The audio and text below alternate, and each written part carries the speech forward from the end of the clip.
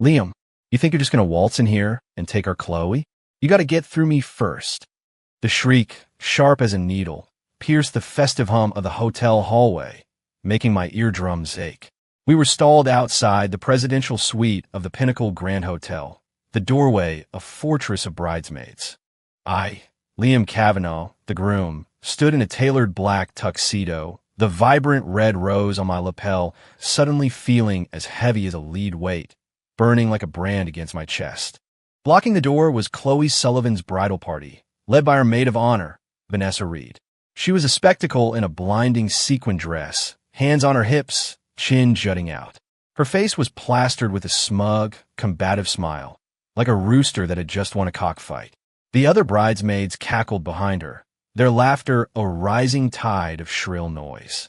"Vanessa, come on, that's enough," I said, forcing a tight, groom-appropriate smile. My voice was strained as I tried to project it through the crack in the door. "The ceremony starts in an hour. Let's not drag this out. There are plenty of cash envelopes for all of you. Just open the door." I signaled to my groomsmen, and they began sliding thick red envelopes under the door. We heard the scuffle of them being snatched up, followed by more derisive laughter. "Cash!" Vanessa's voice climbed an octave, dripping with contempt. "Liam, honey, do we look like we're begging for handouts? You think a little pocket change is enough to get our precious Chloe? Not a chance in hell. We need to see some real commitment, some real effort."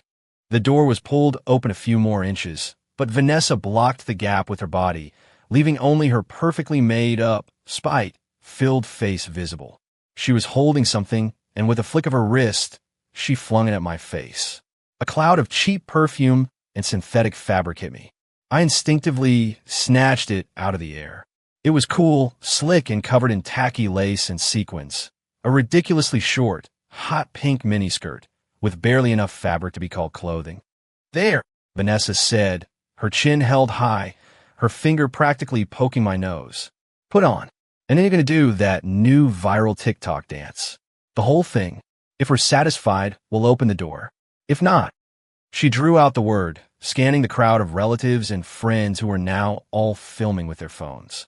"You and your little boy band can just turn around and go home. Chloe's not marrying a coward." The hallway erupted in a fresh wave of jeers and whistles, punctuated by the sharp clicks of phone cameras. A few of my groomsmen started to step forward, their faces darkening, but I held up a hand to stop them.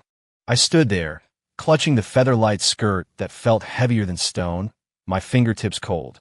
Blood pounded in my temples. I took a deep breath, trying to shove down the rising wave of fury. My eyes searched the room, looking past Vanessa for my bride. There, in front of the massive floor-to-ceiling window, was Chloe.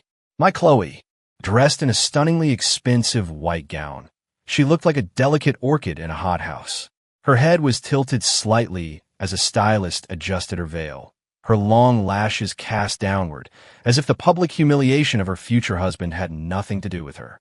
"Chloe," my voice was tight, but it carried over the noise. "What do you say?" Every head turned, every phone swiveled to face her. She finally looked up, her gaze meeting the chaos at the door. On her beautiful, gentle face, a face I had memorized, cherished, was a detached, almost childlike smile, as if she were watching a mildly amusing show. She tilted her head, her red lips parting. Her voice was soft, but it landed like a poison-tipped dart. "Babe," she cooed, drawing out the word in a playful, sing-song tone. Her eyes, however, flitted away from mine. "Just roll with it. It's all for fun, you know. To get the party started. V is just looking out for us. Try to see how much you're willing to do for me. Just do it. Everyone's waiting to see." Her words were like gasoline on a fire. The crowd went wild. "You heard her, Kavanaugh. The bride has spoken. Do the dance. Do the dance. Don't be a wuss, man. Do it for your girl."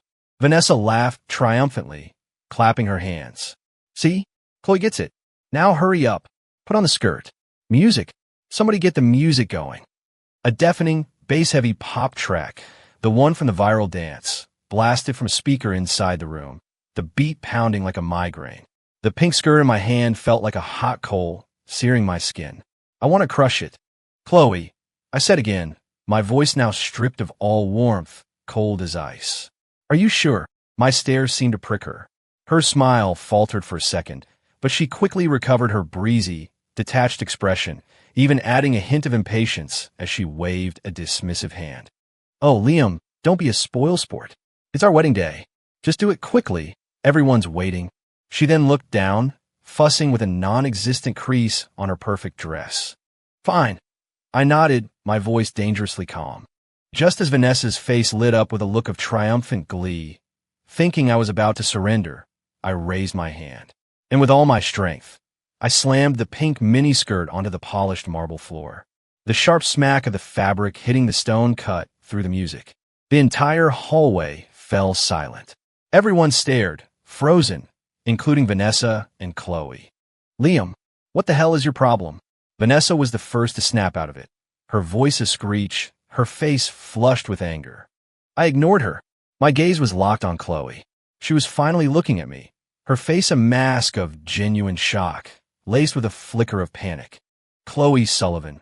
I said her full name, each syllable a chip of ice hitting the floor. "In your eyes is my dignity, the dignity of your husband, less important than your friend's idea of a party? Is my self-respect something for you and your friends to stomp on for a cheap laugh?" Chloe's mouth opened, but no words came out. I didn't. "You didn't what?" I cut her off, my voice rising, the dam of my anger finally breaking. "You didn't stand there and watch while I was treated like a circus monkey? You didn't think I deserved this humiliation? Tell me, Chloe, are we the ones getting married today? Or is it you and Vanessa? Don't you dare try to twist this, Liam." Vanessa shrieked, lunging toward me like a cornered cat. Her finger jabbed at the air in front of my face.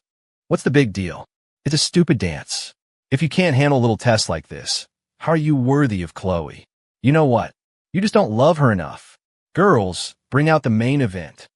Before she even finished her sentence, another bridesmaid pushed through the crowd, carrying a large, gaudy, gold-colored trophy cup.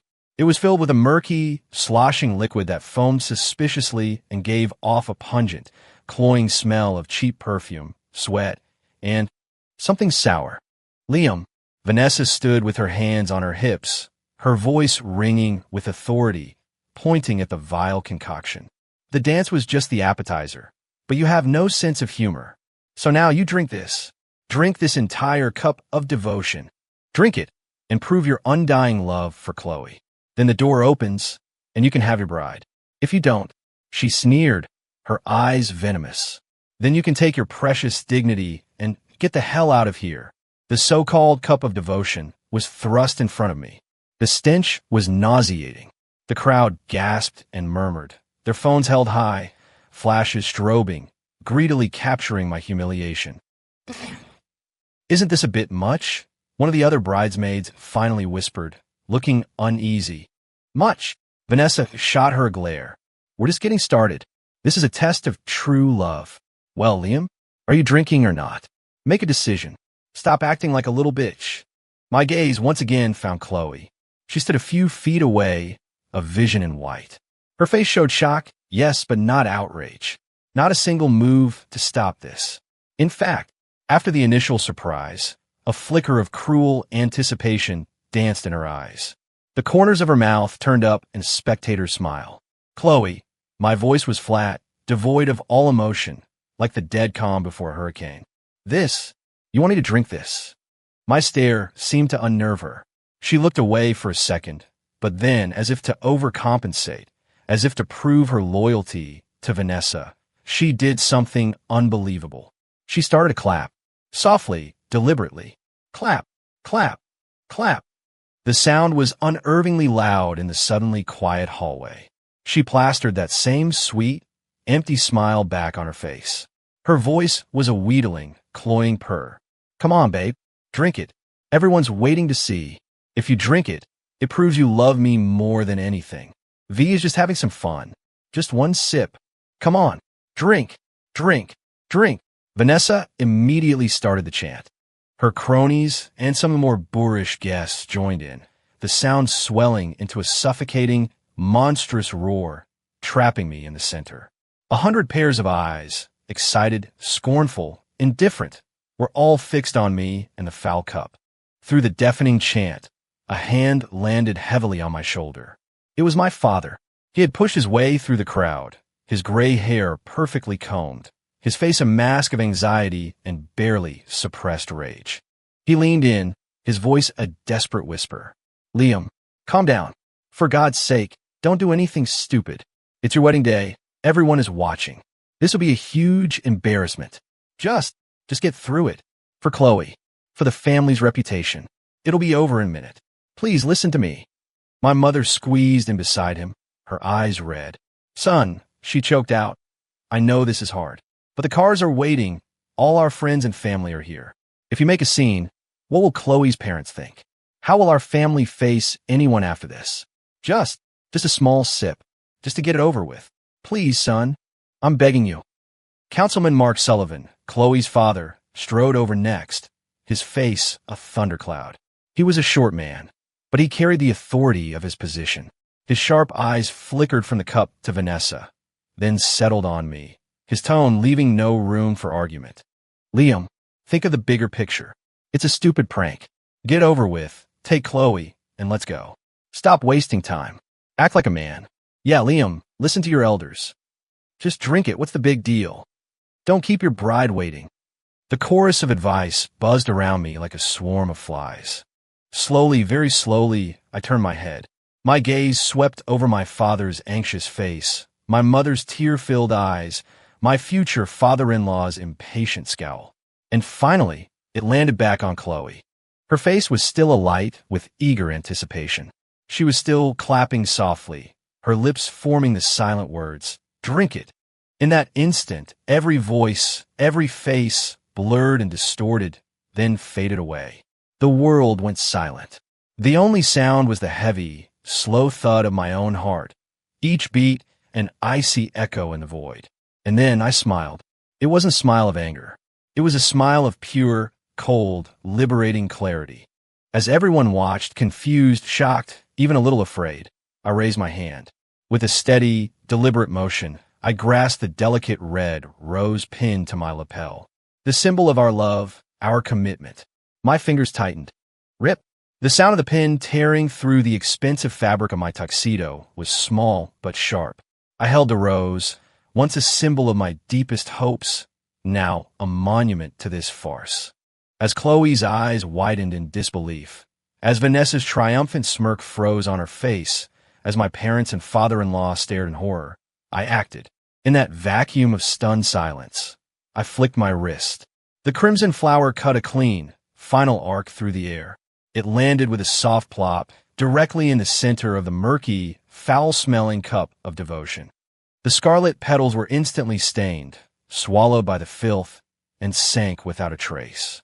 This wedding, my voice was quiet, but it sliced through the silence like a razor, each word landing like a hammer blow on every person there, is over. Without another glance at Chloe, without acknowledging Vanessa's dawning shriek of outrage, without seeing the blood drain from my parents' faces or the apoplectic rage on Mark Sullivan's, I turned on my heel. I pushed past my stunned groomsmen and strode away from the closed door of that presidential suite, away from the mockery of my own wedding. My dress shoes clicked sharply on the marble floor, a cold, steady rhythm in the dead silence. Behind me, the dam of silence broke. Chloe's voice, a raw, tearful scream. "Liam, get back here. What do you think you're doing?" Vanessa's furious howl. "Liam, you bastard. You can't just walk away. You can't do this to Chloe." My parents' panicked cries. "Liam, come back. Don't be a fool." Councilman Sullivan's roar of fury. "Kavanaugh, you dare. You get back here right now. I'll ruin you." And the cacophony of 100 guests gasping, whispering, and the frantic, endless clicking of phone cameras. I left it all behind me. All the noise, all the chaos, all the humiliation and the rage. At the end of the hall, the elevator doors slid open. I stepped inside and hit the button for the lobby. As the doors closed, they sliced off the image of Chloe's face, a twisted mask of shock, fury, shame, and a dawning flicker of fear. The elevator began its silent descent. In the small, mirrored space, my own ragged breathing was the only sound. My reflection stared back at me, pale, cold, but my eyes. My eyes were like embers in a dead fire, glowing with a new, hard-won light. Revenge? No, this was just the beginning. The smooth hum of the elevator was a cold, steady drone. I leaned against the cool metal wall, my eyes closed. The image of that filthy cup and the sinking rose was seared into my brain, tangled with the final, ugly snapshot of Chloe's face and Vanessa's shrill scream. Ding! The doors opened to the grand lobby. Gilt trim, massive crystal chandeliers, and well-dressed guests created a world of glittering opulence, a stark, sickening contrast to the farce I'd just left upstairs. Hotel staff and waiting guests shot me curious looks as I strode out alone, my face a stone mask. I ignored them all. I walked through the red-carpeted entrance, past the bewildered wedding coordinator, and straight for the hotel's revolving glass doors. Outside, the Chicago sun was blinding. A line of black luxury cars, decorated with ribbons and flowers, sat waiting. The drivers were clustered together, smoking and chatting. Mr. Cavanaugh? What are you doing down here? Where's the bride? The head driver, an older guy named Sal, saw me and quickly stubbed out his cigarette, his face a picture of confusion. Wedding's off, I said, my voice hoarse. I didn't break my stride. What? Sal and the other drivers stared, mouths agape. I didn't explain further. I walked to my own car, a black Rolls-Royce Cullinan, got in, and fired up the engine. The powerful roar drowned out the faint sounds of chaos drifting down from the hotel's top floor. I slammed the accelerator, and a heavy vehicle surged into the river of city traffic. My phone was vibrating in my pocket like a trapped bird. The screen lit up with a frantic rotation of names: Dad, Mom, Mark Sullivan, Chloe. Each was followed by a string of red missed call notifications. I silenced it and tossed it onto the passenger seat. Finally, peace. Just the rush of the wind outside my window. I didn't drive to the house I shared with Chloe, the one meticulously decorated and waiting for its bride. I drove downtown to a penthouse I owned but rarely used. It was a stark, minimalist space with panoramic views of the city, a giant sterile box. Right now, it was the perfect sanctuary. The moment the heavy door clicked shut behind me, my phone buzzed again. A video call request. My mother. I hesitated, then answered. The screen filled with my mother's tear-swollen eyes and my father's haggard, furious face. Liam. Oh my God, where did you go? My mother started sobbing the moment she saw me. You have to come back. Just apologize to Chloe. Apologize to Vanessa. We can smooth this over. The wedding can still happen. All our friends and family are here. Liam, what are people going to say about us? Apologize. A bitter laugh escaped my lips. I walked to the window, looking down at the ant-like stream of cars below. What exactly am I apologizing for? For not wearing that skirt and doing a TikTok dance? Or for not drinking that disgusting concoction they called a cup of devotion? You, my father's face reddened with rage. How dare you talk like that? It's wedding hazing. It's a tradition. It's for fun. Vanessa is Chloe's best friend, her maid of honor. It was a joke. How can you, a grown man, be so thin-skinned? Chloe is a wreck. She's in tears. The Sullivan suite is in chaos. Her father's blood pressure is through the roof. You get yourself back there right now and fix this mess. Fix this mess. I turned from the window, my face now in shadow. My voice was hard. Dad, Mom, you need to see this for what it was. That wasn't a joke. That was Chloe and her best friend, Vanessa, taking my dignity, your son's dignity, and grinding it into the floor. And after they were done, they expected me to smile and lick it up. If I had stayed, if I had gone through with that wedding, I would be nothing but a pathetic joke to them for the rest of my life. A spineless coward they could manipulate whenever they wanted. But that's Chloe. You've been together for 3 years. You love her. My mother wept. Love. I let out a short, self-mocking laugh. I thought so too. But today I saw the truth. To Chloe Sullivan, my feelings, my self-respect, all of it is worth less than Vanessa Reed's idea of fun. It's worth less than the cheap thrill she got from watching me be humiliated. I don't want that kind of love. You're going to be the death of us, my father raged. Do you have any idea what the consequences will be? What do we tell the Sullivans? What about our business connections with Mark? What will our friends and family think? You'll be a pariah. Consequences? My eyes narrowed. The Sullivans are the ones who need to explain themselves. They're the ones who failed to raise a decent daughter. As for business, Dad, Is my company going to collapse without Mark Sullivan's influence? And as for what other people think, I paused, then said, each word deliberate. From this day on, the only thing I care about is how I live my life. I couldn't give less of a damn about what other people think. You're an absolute disgrace, my father sputtered, trembling with rage. Liam, please, I'm begging you. My mother cried. Mom, I cut her off, my tone softening slightly but my resolve unshakable. This is not negotiable. The wedding is off.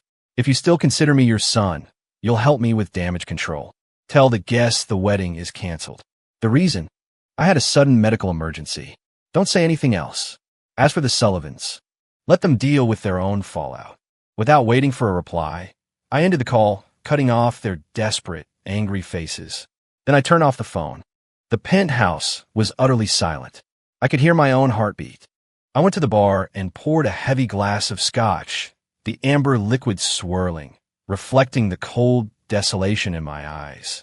There was no screaming, no breakdown, just a hollowed-out emptiness that was slowly being filled by a cold, calculated calm. I walked to the safe in my office and entered the code. Inside, there were no jewels or cash, just a few folders. On top was the prenuptial agreement. Chloe had pouted when I'd insisted on it, saying it showed a lack of trust. Her mother had made a few passive-aggressive comments, but I held firm. My lawyer had drafted it, and the terms were ironclad, especially the clause about the return of the nuptial gift under specific conditions. I pulled out the document, my thumb tracing Chloe's flowery signature. When she signed it, she had complained, Liam, are you really this paranoid? It's so unromantic. I had placated her, saying it was just a formality, better for everyone. Now, it seemed like one of the smartest decisions I'd ever made. Putting the prenup aside, I turned on my high-end desktop computer. My fingers flew across the keyboard, accessing a secure, encrypted cloud server. It contained folders of meticulously organized files, images, and videos. One folder was newly created, labeled simply, Wedding. Footage. I opened it. Inside were more than a dozen video files from different angles, all in crystal clear 4K. Some were from the hotel's security cameras, which I had arranged to have backed up. Others were from micro cameras disguised as lapel pins, worn by my most trusted groomsmen. From the moment Vanessa threw that pink skirt, to Chloe clapping and telling me to drink, to the moment I tore off my rose and walked away. Every humiliating second, every cold and callous expression, every cruel word was captured in high definition. Vanessa's arrogant, vicious sneer and Chloe's detached, even encouraging, indifference were magnified, undeniable. I dragged the playhead back and forth, rewatching the key moments. With each viewing, the chill in my heart deepened, but the hot rage was being forged into something else. Cold, hard calculation. This footage was damning, but it wasn't enough. It was just the opening salvo. I picked up a new, untraceable burner phone. There was only one contact in it, Spectre. He was an information broker I'd worked with for years, discreet, brutally efficient, and with connections that ran deep. I dialed his encrypted number. It's me. I said, my voice flat. Mr. Cavanaugh? This is unexpected. Isn't this your big day? A raspy, perpetually tired-sounding voice answered, with just the right amount of professional surprise.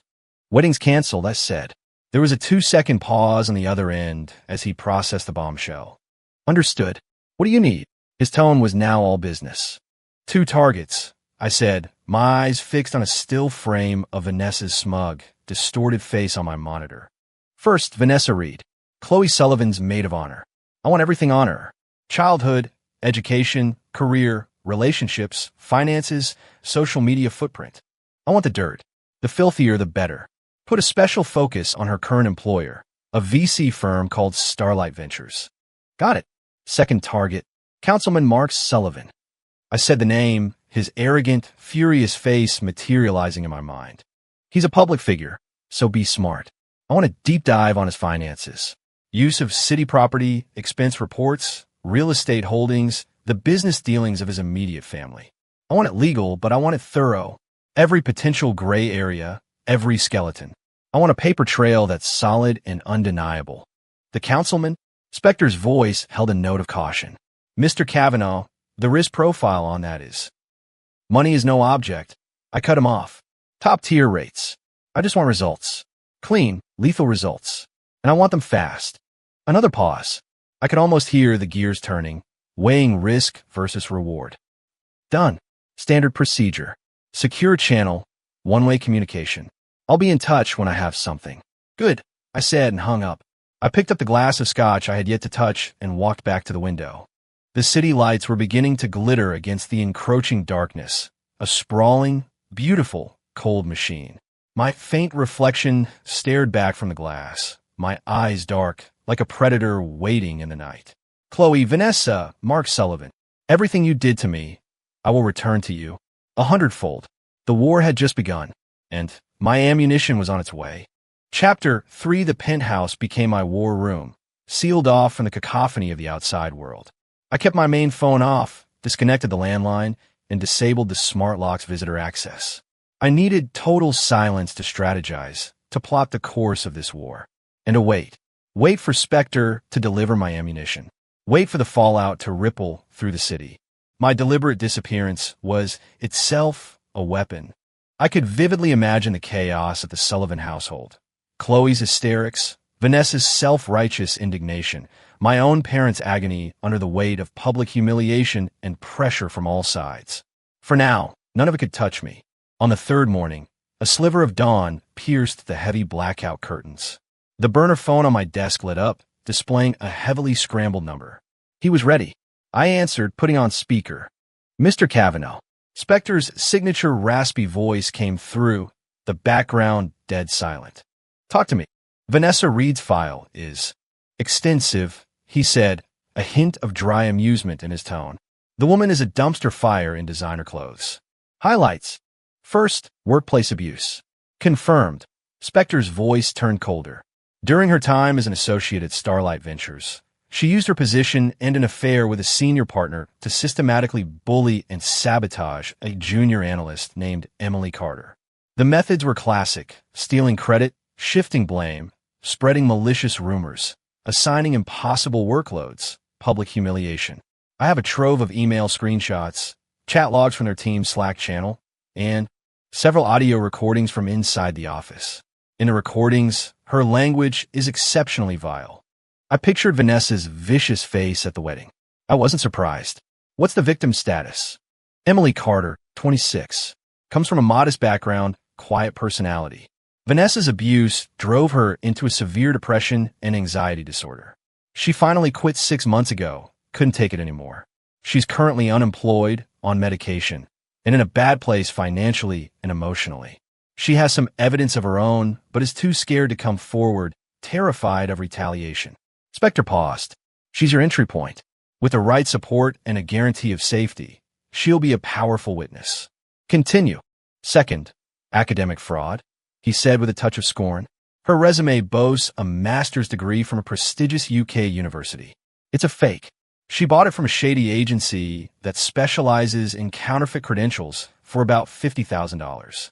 We have the wire transfer records to the agency, samples of the forged transcripts and diploma, and her encrypted chats with the contact. That's the degree she used to get her job at Starlight. Third, her personal life is a mess. She's juggling multiple men, including her married boss, the senior partner. We have hotel receipts, incriminating photos, nothing explicit, but enough to prove the affair, and some very graphic text message exchanges. One of her other boyfriends is a low-level thug with a violent streak. He actually showed up at her office once to confront her about cheating, but security removed him. There's a police report. Fourth, finances. She's drowning in credit card debt and has multiple high-interest payday loans. She's been trying to dig herself out by latching onto a new, wealthy boyfriend. She also took consulting fees, bribes, essentially, from 2 small startups in exchange for pushing their pitch decks. The amounts are small, but the evidence is concrete. The information was a payload of social and professional dynamite. The workplace abuse and degree fraud alone would be enough to get her blacklisted from the entire financial industry. Excellent, I said, my voice flat. What about Councilman Sullivan? The councilman is a more complicated and dangerous target. Spectre's tone grew serious. He's very good at maintaining a clean public image, but it's a thin veneer. Go on. The biggest vulnerability is his misuse of his city-issued vehicle, Spector said, his speech quickening. He's assigned a black Lincoln Navigator, plate number ending in 007. We've pulled the vehicle's GPS data and cross-referenced it with surveillance footage for the past year. The evidence trail is airtight. At least 3 times a week, during off hours, nights and weekends, his city driver drops the car at his suburban home and leaves. A short while later, Sullivan himself gets behind the wheel. His destinations include his daughter Chloe's condo, his mistress's upscale apartment at the Aqua Tower, several exclusive golf clubs, and a few private, members-only lounges. We have clear security footage of him driving the car and photos of it parked at these non-official locations.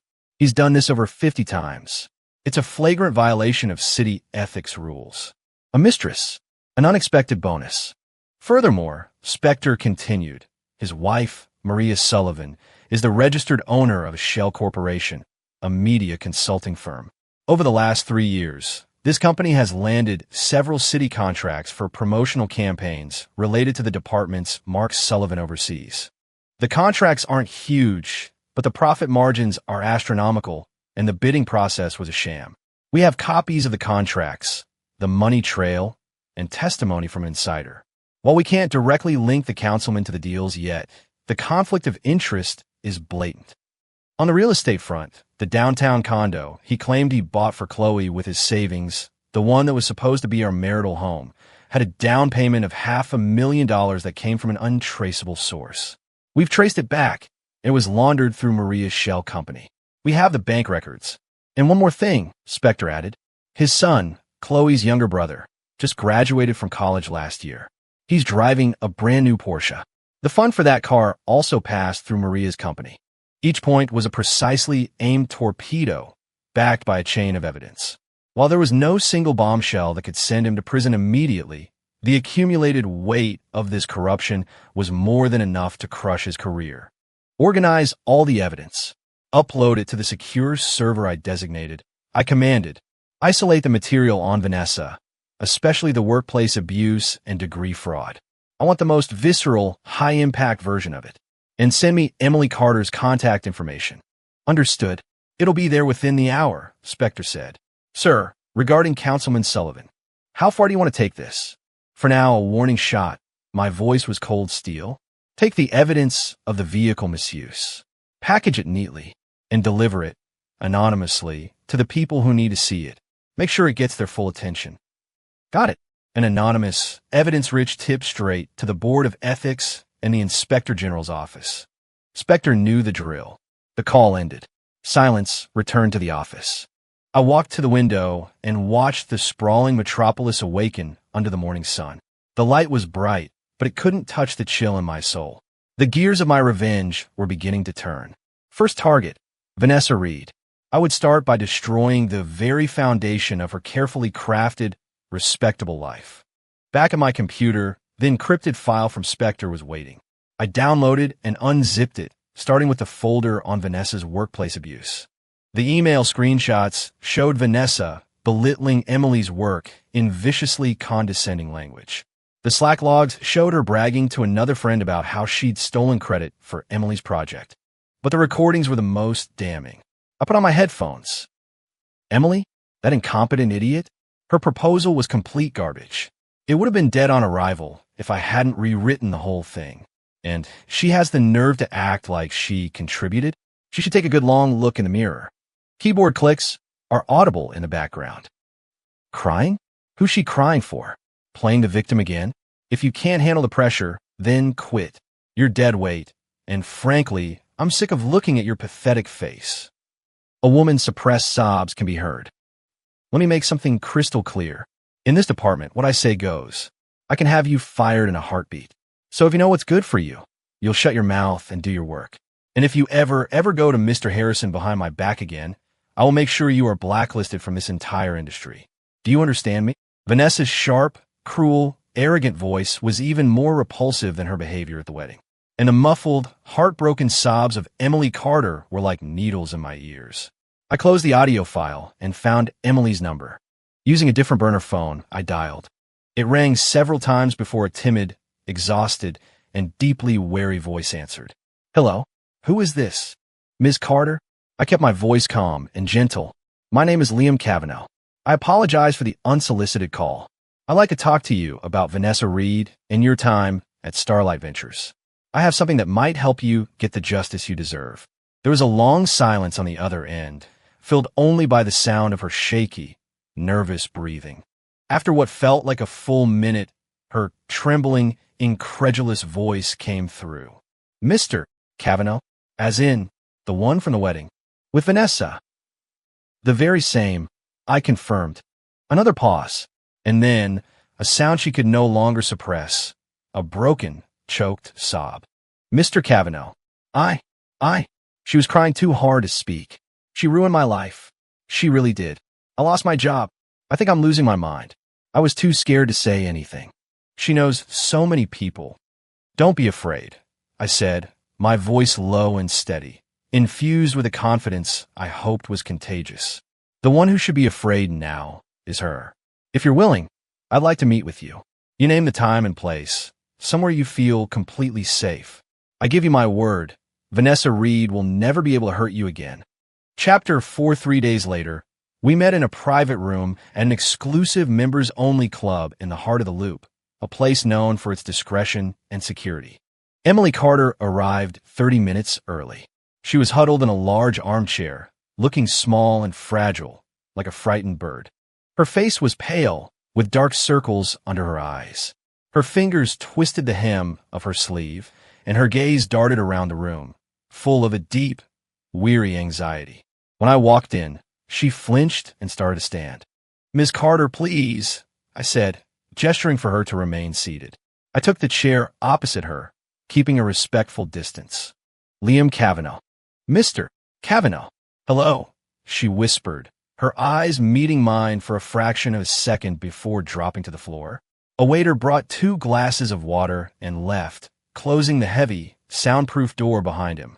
I know what you went through. I began, my tone direct but gentle.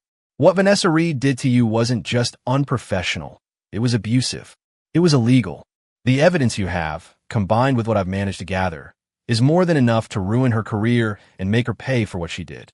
Emily's hands trembled. Her lips moved, but no sound came out. I know what you're afraid of, I continued, looking directly at her. You're afraid of her retaliating. You're afraid of the people she knows. You're afraid that making a scene will only make things worse for you. But Ms. Carter, silence is what allows bullies like her to thrive. Look at yourself, I said, my gaze softening. She's already cost you your job and your mental health.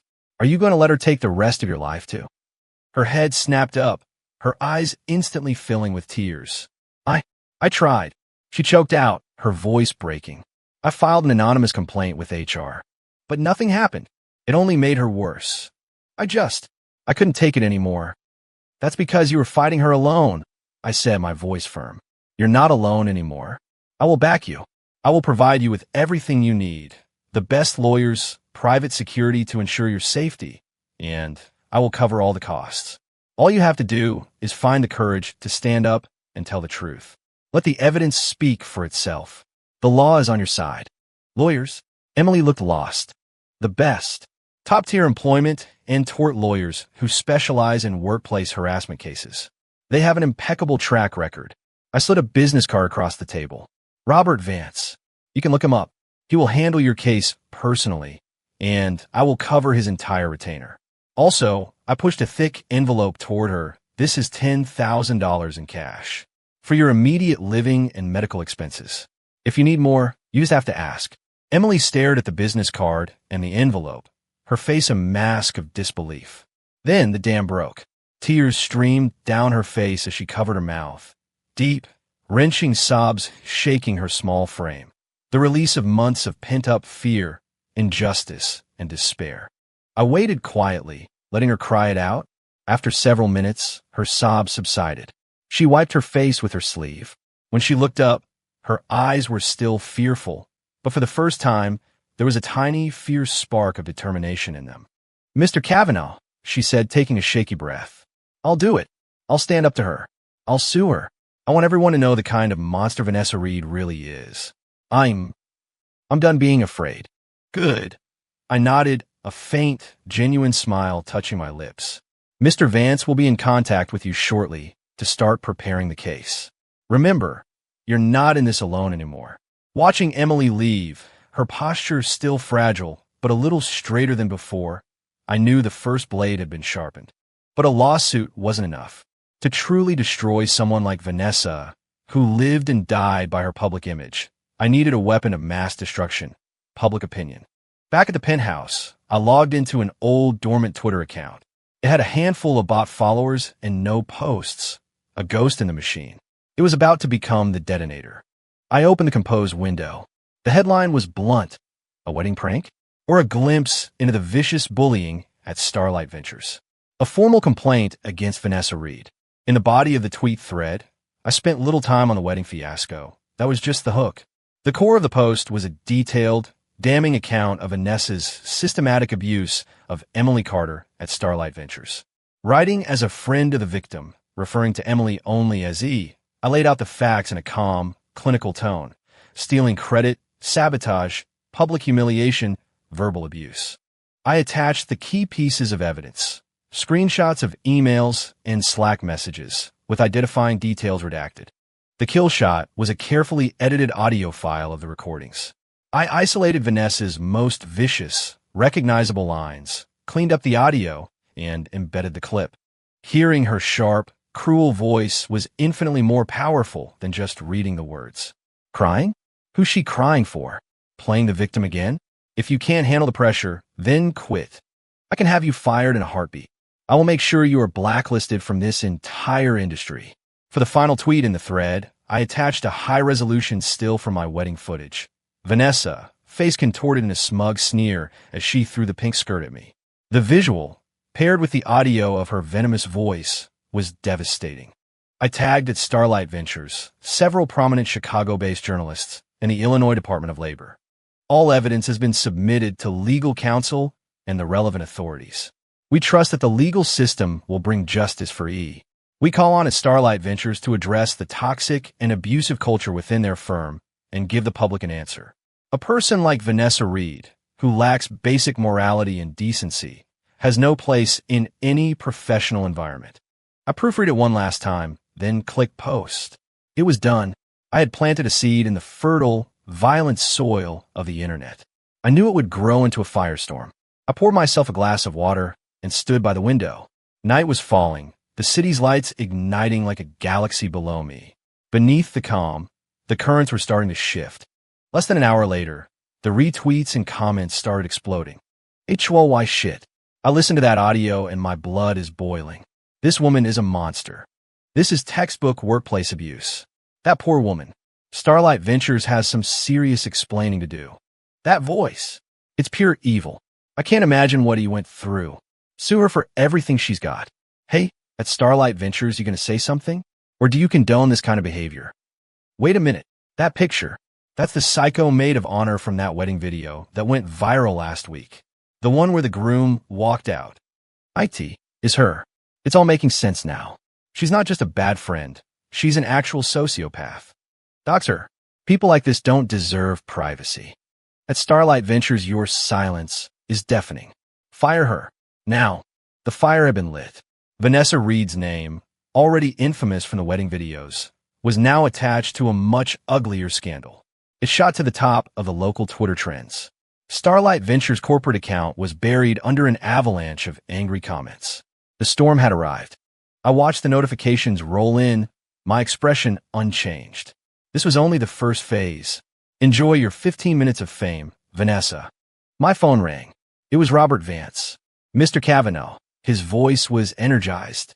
The online response is overwhelming, even faster than we anticipated. Starlight's PR department is in full panic mode. They just contacted me. Their tone was very conciliatory. They promised a full and immediate investigation. Ms. Carter is feeling much more confident. We're finalizing the evidence packet and are ready to file the lawsuit at a moment's notice. Excellent, I replied. Proceed as planned. I want this lawsuit to be as public as possible, and I want you to go after her for maximum damages. I don't just want her fired. I want her career in this city to be over. Understood. By the way, Vance added, it seems Ms. Reed herself has been trying to contact Ms. Carter, likely to intimidate her. We intercepted the calls and have issued a formal warning to cease and desist. Her situation is becoming very difficult. It's not difficult enough, I said, and ended the call. Almost immediately, my other phone, the one I had used for 3 years, rang. The name on the screen sent a fresh wave of ice through my veins. Chloe. I let it ring, listening to the shrill tone, until it was about to go to voicemail. Then I answered, putting it on speaker. Liam. Chloe's voice, raw with fury and choked with tears, blasted through the silent penthouse. Did you do this?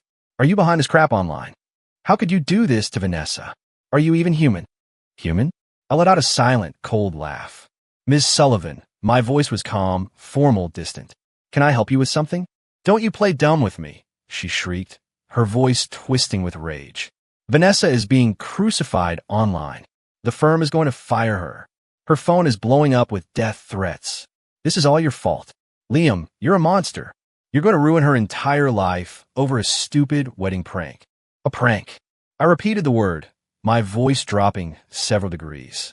Chloe, in your world, is forcing me to wear a miniskirt and drink from a cup of filth, a prank. Is you standing by, clapping and cheering, a prank? Is my dignity being publicly shredded for your amusement, just a prank? There was a half-second of silence before she exploded again. It was a joke. It's what people do. You're just too sensitive, too petty. Vanessa is a good person. She's just blunt. She didn't mean any harm. And you're using these disgusting, underhanded tactics to destroy her? You need to take that post down. Now. And you need to apologize to her. If you don't, I swear to God, you'll regret it. Blunt didn't mean any harm. The absurdity of it almost made me laugh out loud. My voice was pure ice. Chloe, spare me your pathetic, self-serving double standards. Vanessa Reed systematically abused a coworker for months, drove her to a mental breakdown. It's all there, in her own words in the recordings online. Is that what you call blunt? Is that harmless? Are you blind? Or just willfully ignorant? I don't care about that, she sputtered, resorting to pure emotional chaos. That's all lies. You made it all up. You're just doing this to hurt me, to hurt my best friend. Liam, I'm warning you, you stop this right now. Or I'll sue you for slander. I'll ruin you. Sueme. A small, contemptuous laugh escaped my lips. Go ahead, Chloe. I dare you. Let's see who gets ruined first. Your abusive, toxic best friend, or the man holding all the evidence. And by the way, you might want to focus on your own family's problems. Your father, Councilman Sullivan. I hear things have been a little stressful for him lately. On the other end of the line, the screaming stopped. Dead silence. After a few seconds, her voice came back, stripped of its rage, replaced by a trembling, terrified whisper. What? What does that mean? Liam, what are you doing? What did you do to my dad? What did I do? My tone was casual, but every word was a dagger. Nothing. I just made sure certain people saw certain things they needed to see. Good luck, Miss Sullivan. Before she could scream or question me further, I hung up and turned off the phone. Outside, the city lights burned bright. But I knew that for the Sullivan family, a long, dark night was just beginning. Chapter 5, Vanessa Reed's social execution was swift and brutal. My Twitter thread acted as a lit match in a gas-filled room. Faced with irrefutable audio and documentary evidence, any attempt at a defense was futile. Starlight Ventures, caught in a public relations nightmare, moved with ruthless efficiency to cauterize the wound. 3 days after the post went live, the firm published a formal statement on all its social media channels. Public statement regarding the termination of Vanessa Reed recently. Serious allegations of workplace misconduct by our employee, Ms. Vanessa Reed, have come to our attention and have caused significant public concern. Starlight Ventures has a zero-tolerance policy for harassment and abuse of any kind. We immediately launched a comprehensive internal investigation. Our investigation has confirmed that Ms. Reed engaged in behavior that is in gross violation of our company's code of conduct and ethical standards. This includes, but is not limited to, verbal abuse, sabotage of a colleague's work, and the creation of a hostile work environment. Her actions have caused irreparable harm to a member of our team and have damaged the integrity of our firm. Effective immediately, Ms. Vanessa Reed's employment with Starlight Ventures has been terminated. She will not be eligible for re-employment in the future. We extend our sincerest apologies to the colleague who was targeted, and we are committed to providing them with our full support. We are undertaking a thorough review of our internal policies to ensure that our workplace is and remains a safe, respectful, and equitable environment for all. We thank the public for holding us accountable. The statement was a corporate death sentence.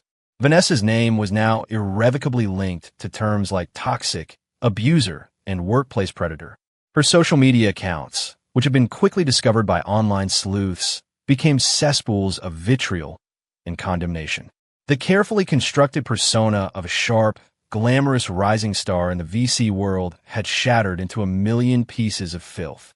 Simultaneously, Robert Vance, acting on Emily's behalf, officially filed the lawsuit against Vanessa for harassment, intentional infliction of emotional distress, and defamation, seeking substantial damages. Vance skillfully leaked the filing and key pieces of evidence to the press, igniting a new wave of media coverage. Vanessa Reed became a pariah, a ghost in her own life, reportedly afraid to even leave her apartment. The shockwaves, inevitably, slammed into the House of Sullivan. After her panic call, Chloe had gone silent again.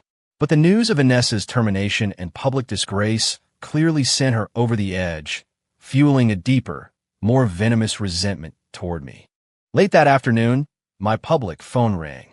The caller ID read, Mark Sullivan. He finally broke. I let it ring a few times before answering, my voice calm. Councilman, to what do I owe the pleasure? Kavanaugh. His voice came through the speaker, not with its usual authoritative boom, but as a strained, furious roar, laced with an unmistakable thread of panic. What the hell do you think you're doing? First you destroy Vanessa's life, and now you're trying to drag me through the mud? Do you have any idea who you're messing with? You're playing with fire. You exaggerate, Councilman. I replied, leaning back in my chair, my voice a study in detached curiosity. Vanessa was fired because her own deplorable actions were exposed. That has nothing to do with me. As for you, what mud am I slinging? All I did was report some concerning observations to the proper authorities. A man with a clean conscience has nothing to worry about. Wouldn't you agree? Don't you play innocent with me. He bellowed, the rage of a cornered animal in his voice. Misuse of a city vehicle? An anonymous tip? Kavanaugh, you are a snake. A coward. You think these cheap, backstabbing tactics are going to take me down? You're dreaming. Cheap tactics. I let out a soft, cold laugh. Councilman, compared to what your daughter and her best friend did to me at my own wedding, compared to what Vanessa did to an innocent young woman in her office, my little report is a model of civic duty. At least I deal in facts. I use evidence. I go through official channels. I don't rely on public humiliation and abuse of power to get what I want. He was choking on his rage, his breathing heavy and ragged. Councilman, I softened my tone, but it carried a heavier weight of menace. I didn't answer your call to listen to you yell. I answered to give you a piece of advice. What goes around comes around. You know better than anyone how clean your house is. The car is just the appetizer. Your wife Maria's little media company and all those lucrative city contracts. Your son's brand new Porsche. Do you really think those things can withstand a real audit? The other end of the line went dead silent. I could hear his labored breathing, the sound of a trapped, wounded beast. Cav, Anug. He finally ground out my name, each syllable dripping with venom and fear. You touch my family, and I will bury you. Touch them. I chuckled. Councilman, you give me too much credit. I'm just a law-abiding businessman. It's up to the Board of Ethics and the Inspector General to decide what to investigate. I simply provided a roadmap. As for the consequences, I paused, then said each word with precision. That will depend on you and on your daughter's future conduct. Are you threatening me? He roared, his voice trembling. No, I corrected him calmly. I'm offering a truce. Chloe has been unstable lately. Her harassing phone calls are a nuisance. I'm a very busy man. If she, or you, make any further attempts to interfere in my life, or to somehow vindicate Vanessa Reed, I'll let the sentence hang in the air, the unspoken threat more powerful than any curse. Kavanaugh, you're something else. He spat, the words heavy with a promise of future retribution. This isn't over. Click. He hung up, I set the phone down, my expression unchanged. His fury was predictable. The more he lost control, the more I knew he was terrified. The blade I had suspended over his head was beginning to cut deep. The next few days were quiet. Chloe did not call. Vanessa seemed to have vanished from the face of the earth. But it was the quiet of a coming storm. A week later, a minor earthquake shook City Hall. The Chicago Board of Ethics website posted a brief, dry press release. Disciplinary action regarding Councilman Mark Sullivan. Following an investigation prompted by credible allegations, the board has found that Councilman Mark Sullivan repeatedly and knowingly violated city regulations regarding the use of his official vehicle for personal matters. This constitutes a breach of the public trust and a violation of the city's code of conduct. The board has recommended disciplinary action. Effective immediately, Councilman Sullivan has been censured by the City Council, stripped of his committee chairmanships, and will be the subject of an ongoing financial review by the Inspector General's office. The language was bureaucratic, but the message was clear. Mark Sullivan's career was effectively over. Stripped of his power and influence, he was now a political pariah, a lame duck under a cloud of scandal. Everyone in the know understood that the vehicle misuse was just the tip of the iceberg. The Sullivan family's world had just collapsed. That evening, as the news of the councilman's downfall spread through the city's political circles, my burner phone rang. The name on the screen made a cold smile touch my lips. Vanessa Reed. So you finally broke, too? I let it ring, savoring the sound, until it was about to give up. Then I answered, "Hello." There was no immediate response, just the sound of ragged, choked sobbing. After a few seconds, a voice I barely recognized, hoarse, broken, stripped of all its former arrogance, whispered my name. "Liam. Eliam. It's me, Vanessa." She was trembling so hard she could barely form the words. "Please, I'm begging you. Please make it stop. I was wrong. I was so wrong. Oh God." She dissolved into hysterical sobs, a pathetic, desperate sound. The contrast with the smug tyrant at the wedding was absolute. "Liam, please. I lost my job. My reputation is destroyed. Everyone hates me. I can't leave my apartment. They're sending death threats. I can't live like this. Please, just take down the recordings. Take down the posts. I'll do anything. I'll get on my knees and beg. Please." She was babbling, her pleas incoherent. I held the phone, walked to the window, and looked out at the glittering city. Listening to the woman who had tried to humiliate me, now groveling like a beaten dog, I felt nothing. No pity, no satisfaction. Just a vast, cold emptiness. "Vanessa," I said, my voice quiet but cutting through her sobs. "You're crying now? You're begging now? Where was this remorse at the wedding, when you were ordering me to drink filth? Where was it in your office, when you were calling Emily Carter an idiot and threatening to destroy her career?" Her crying hitched. I was a monster. I wasn't thinking. "Liam, I'm so sorry. I was horrible." She stammered, the apology born not of conscience, but of pure terror. "Your apology," I said coldly, "is worthless. Save it for Emily. Save it for the judge. As for the things online." I let the silence hang for a moment. Liam, please. If you take it down, I'll do anything. I'll make a public apology. To you, to Emily. I'll pay her. I'll give Emily every penny I have. Just let me have a life. Please." She pleaded, clinging to that last shred of hope. "It's too late," I said, the words like chips of ice. "Vanessa, some mistakes you pay for forever. This is your price. Enjoy it." I ended the call, cutting off her sudden, piercing scream of despair. Then I blocked her number. The city lights reflected in my eyes, cold and distant. Vanessa's part in this was over. Now, it was time to settle the final account with my dear ex-fiancée. Chapter 6. With her father publicly disgraced and her best friend socially and professionally obliterated, the Sullivan family was in ruins. And at the center of it all, Chloe remained eerily silent. No more furious phone calls, no dramatic confrontations. It was an unnatural quiet. I knew Chloe. The arrogance and selfishness she'd been raised with wouldn't simply evaporate. She wasn't accepting defeat. She was regrouping. A week later, I was served with legal papers. Chloe was suing me for divorce. The petition was simple: irreconcilable differences. She was demanding half of the value of our marital home and, most audaciously, refusing to return the nuptial gift. I looked at her familiar signature on the court filing and laughed. So this was her move.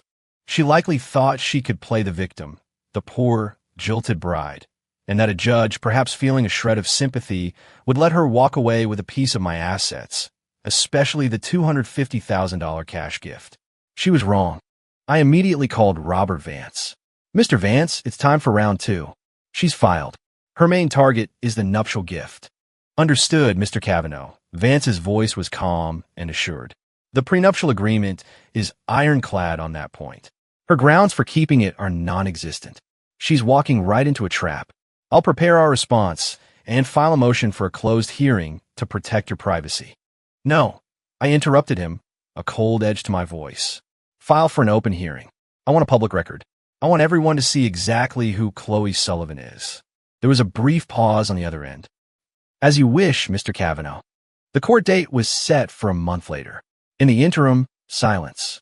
I knew Chloe and her equally conniving mother, Maria, were scrambling behind the scenes, looking for any angle they could exploit.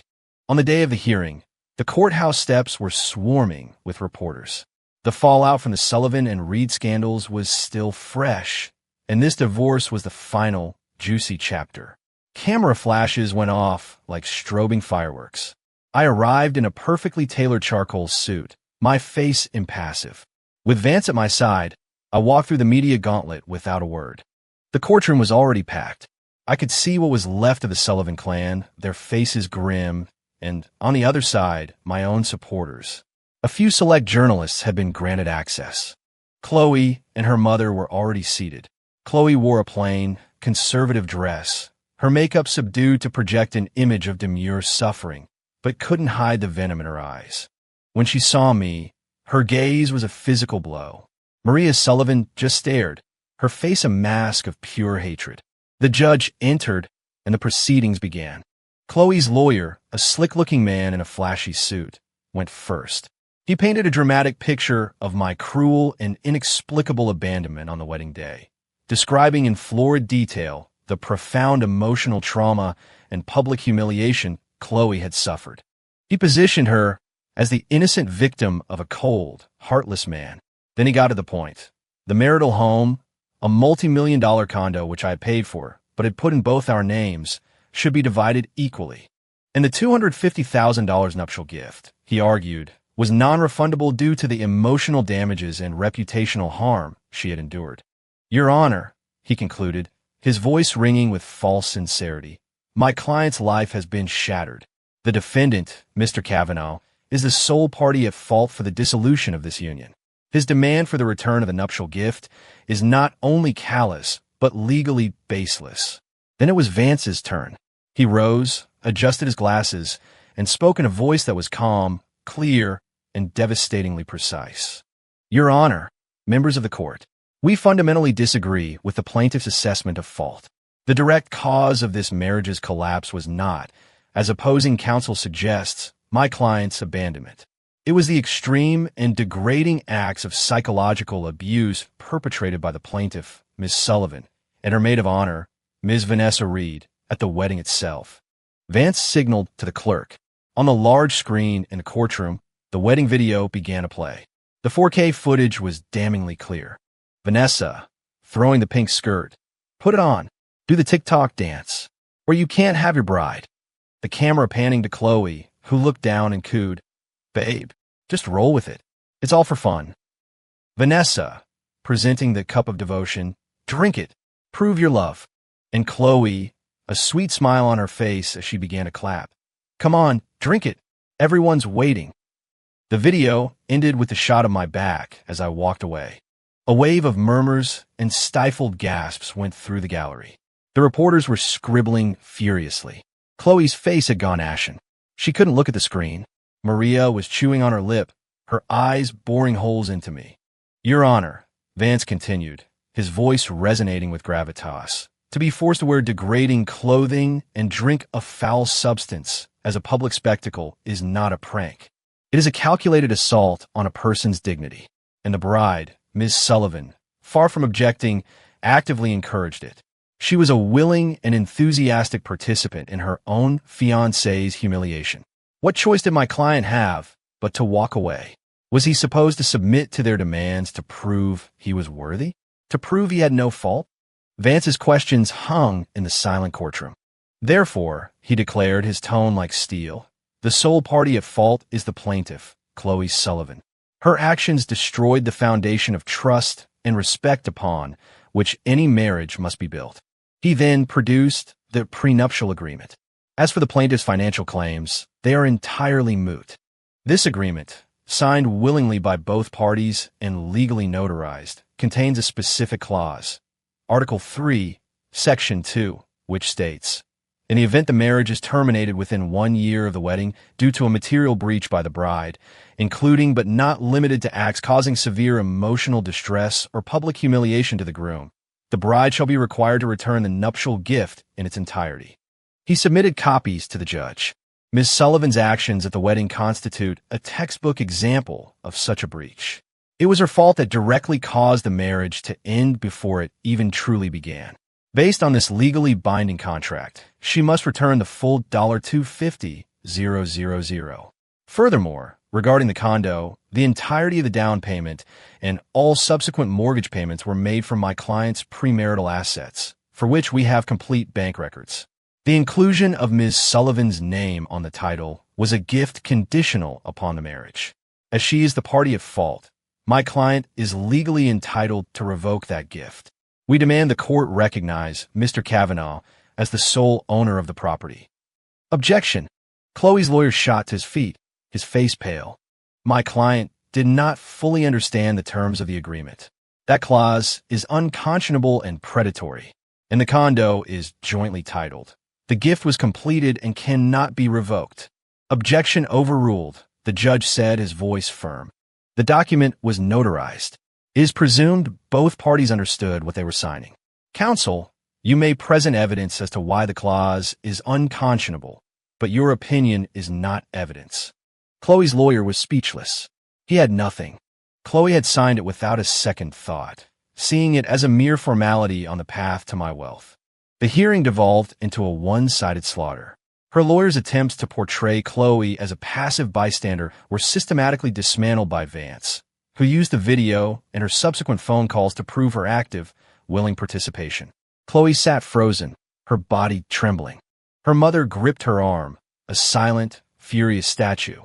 Your Honor, Vance said in his closing statement, his voice filling the room. The law protects marriage, but it must also protect the fundamental dignity of the individuals within it.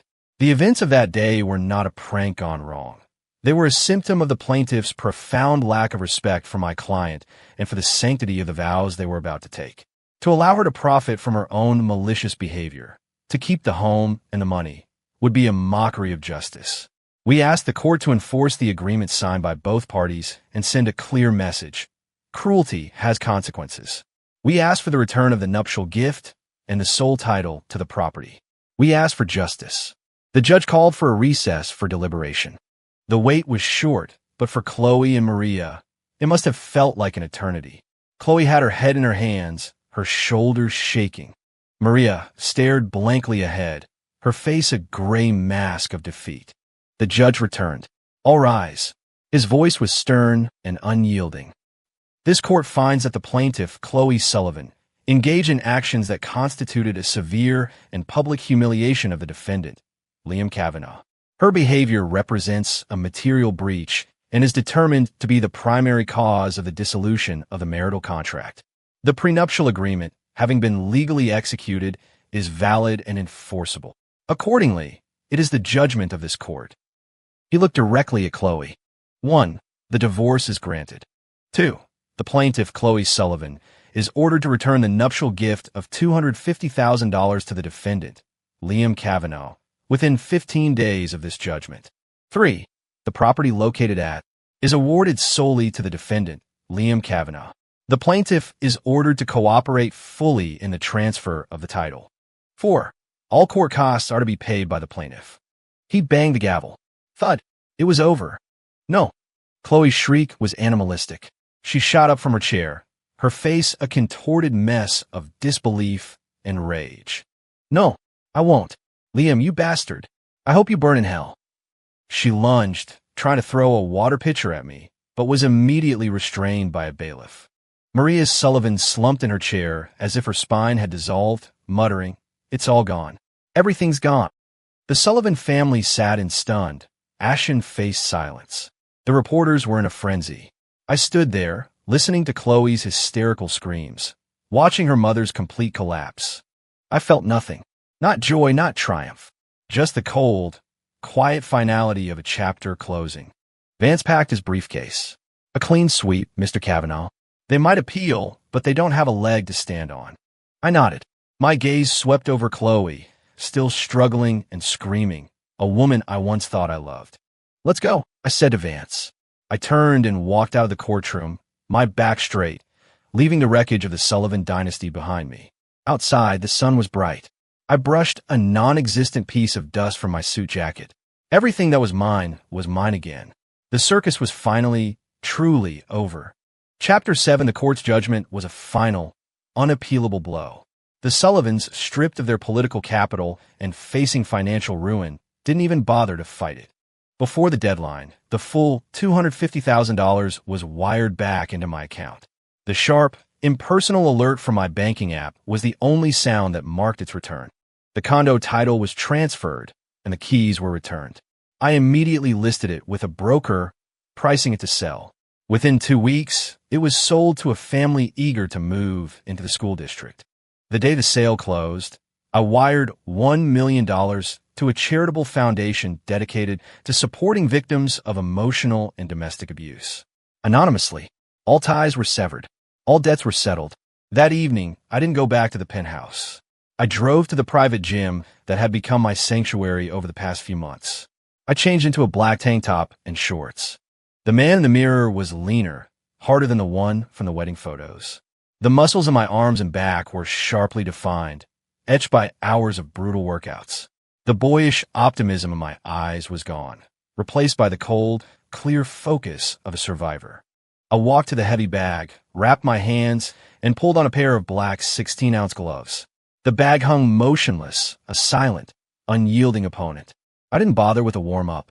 I planted my feet, took a deep breath, and unleashed every ounce of power I had, channeling it from the ground up through my core and into my right fist. Boom! The impact was a deafening thud that echoed through the empty gym. The 100-pound bag flew backward, the chain groaning under the strain. My knuckles screamed, the shockwave vibrating on my arm. Sweat beaded on my forehead instantly. I didn't stop. My left hook followed. Thwack! Boom! Boom! Boom! One punch after another. A relentless, punishing rhythm. The sound were like drum beats, like heartbeats, like the raw, primal sound of something breaking. With every impact, a memory flashed and then shattered. The sight of that ridiculous pink skirt, Chloe's sweet, empty smile as she told me to just roll with it. The foul stench of the cup of devotion. My parents' pleading, desperate faces. Mark Sullivan's impotent, furious threats. Vanessa's pathetic, sobbing pleas. Chloe's final, hysterical scream in the courtroom. The humiliation, the rage, the cold calculation, the final, empty victory. I poured all of it into the bag, beating it out of my system, one brutal punch at a time. My muscles burned. Lactic acid flooded my arms. My lungs heaved, each breath a searing intake of air. The heavy bag became the physical manifestation of all the poison I had been forced to swallow. One last punch. I gathered everything I had left, twisted my hips, and drove my right cross straight through the center of the bag. Crack! The bag swung up so violently it was nearly parallel to the floor, the chain screeching in protest. It swayed back and forth, a defeated pendulum. I held my form, my chest rising and falling, sweat dripping from my chin onto the mat below. Drip! Drip! The sound was clean, real, honest. Infinitely more satisfying than the jeers and forced laughter of my would-be wedding. Slowly, I lowered my fists. My arms ached, trembling with exhaustion. But it was a good ache, a clean ache. It was the feeling of a fever that had finally broken, leaving behind a weary but profound sense of clarity and strength. I unwrapped my hands, grabbed a towel, and wiped my face. My phone buzzed on a nearby bench. It was a text from Robert Vance. Mr. Kavanaugh, the foundation confirmed receipt of your donation. They asked me to pass along their profound gratitude. Also, for what it's worth, the verdict came in on the Vanessa Reed case. Emily Carter won. The judge awarded her significant damages. Word is, Reed has left Chicago for good. I read the message, my expression unchanged. The news landed without impact. It was already in the past. I walked to the floor-to-ceiling windows. The city spread out below me, a breathtaking river of light and motion, a concrete jungle operating on its own cold, immutable laws. I had won. I got my money back, my property back. I had made my tormentors pay a steep price. But I had gained something more important. I flexed my aching hands, feeling the deep, satisfying burn in my muscles. A small, real smile finally touched my lips. That feeling right there, that was winning.